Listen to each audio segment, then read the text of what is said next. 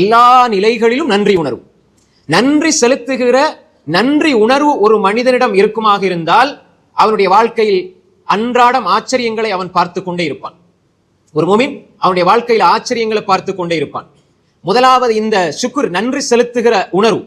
ஒரு மூமினுக்கு அல்லாஹு தாலா ஒரு அருளை செய்கிறான், ஒரு அருளை கொடுக்கிறான், ஒரு நியமத்தை அல்லாஹு தாலா வழங்குகிறான் என்றால் அந்த மூமின் அந்த அருளை சரியாக புரிந்து கொண்டு அல்லாஹ்வுக்கு நான் நன்றி செலுத்த வேண்டும் என்று அல்லாஹ் கொடுத்ததை அல்லாஹ்வுக்காக செலவழிப்பான். அதுதான் நன்றி. அல்லாஹ் காதை தந்திருக்கிறான், அல்லாஹ் விரும்புற மாதிரி காதால கேட்கணும். அல்லாஹ் கண்ணை தந்திருக்கிறான், அல்லாஹ் விரும்புறத கண்ணால பார்க்க வேண்டும்.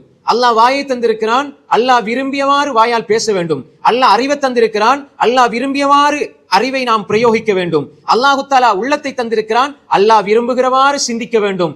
இப்படி அல்லாஹ் தந்ததை அல்லாஹுக்காக கொடுக்கிறது, அல்லாஹுக்காக செலவழிக்கிறது. அல்லாஹ் தந்த பொருளாதாரத்தை அல்லாஹ் விரும்புகிற வழியில் செலவழிப்பது சுக்ர்.